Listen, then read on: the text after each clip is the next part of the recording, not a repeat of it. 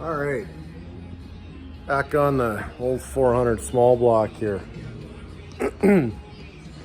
I did some checking the camshaft and stuff. I put a degree wheel on it, and rigged, mocked up, find true top dead center, pointer here. There's lots of videos on degreeing and checking camshaft specs. Basically, involves using something like this guy here. You find your true top dead center and basically follow through crankshaft degrees, and you have your dial indicator set up, and you're measuring your lift, your duration, just the typical, some of the numbers you'd find on a typical cam card. Anyways, I just wanted to get a rough idea. There is a number on this cam, but I haven't located the exact one it is. But based off my findings, it's right around 490 lift on the intake, 509 on the exhaust. It's like 230. What I get, around 233 at 50 thou on the intake, and 242 on the exhaust. So it's probably not too bad of a grind for this 400. But I'll show you. Got some stuff laid out here.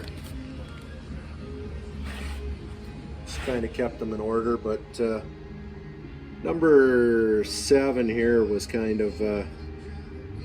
You see there should be a little retaining clip. It was missing, and you can see the bottom of the lifter is eaten right through. The rest of them look pretty much like this, which is which isn't too bad, kind of normal. Here's our camshaft here. Most of the lobes look pretty good, and then all of a sudden, whoop! There we go. Look at that, eh?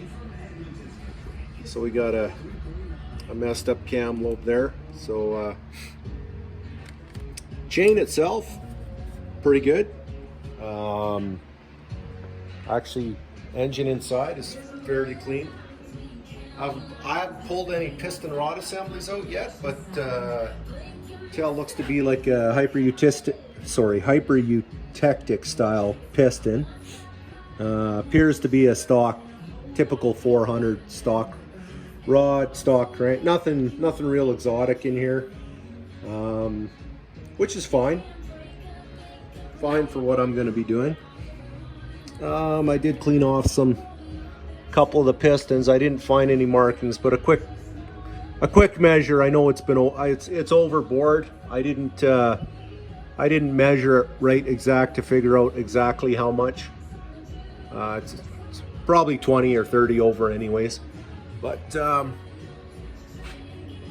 so far pretty good. Just like to check things before I take it apart. So for example, the end float here, I got the dial indicator set up. You just basically check your float on your crank. You can see it does have a little bit of movement, maybe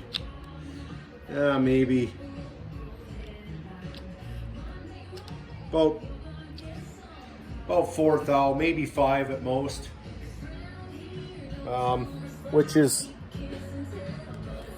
I don't think there was any real issues anyways, but myself, I might go a tad looser on the end thrust there myself, but also depends on application, what they're going to be doing. I generally drive the shit out of my stuff, so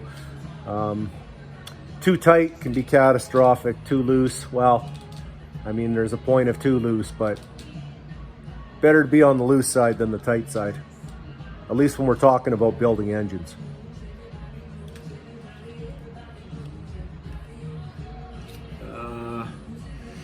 Yeah, so the cylinder heads here, they're 462 casting, double humps. They got roller roller tip rockers, and you can see somebody's done some porting work.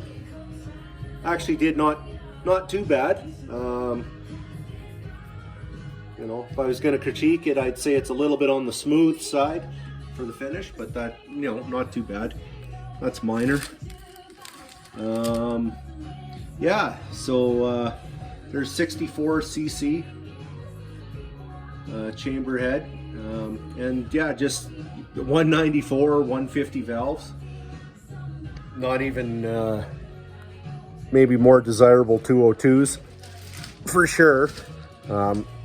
Realistically, I mean, an engine this size, ideally a guy should be getting into some aftermarket aluminum heads, which might happen yet. We'll see. But yeah, I guess not too much of a crazy video here, but just thought I'd do a quick kind of update where it's at. Just kind of so far normal wear, nothing crazy. And they do make 4-bolt 400 blocks that are out there. This one is just a 2-bolt block, which is okay. Just cast crank. Nothing fancy or exotic. But yeah, that's where we're at as far as that goes. So definitely good thing that I did pull the engine apart. Be a pretty rookie move to know that you've got engine problems and not take it out and pull it apart and find out exactly what's going on. But some like to guess. That's okay, each to their own. Anyways, yeah, just a short one here. I'll finish taking it apart, clean it up really good, and go through what I have. If the crank and everything's in good shape, and we'll just clean it up and give it a quick hone, throw some new bearings and rings at it, and probably tweak these heads a bit. We'll see. Might end up getting some aluminum ones too. We'll see how it goes, but we'll definitely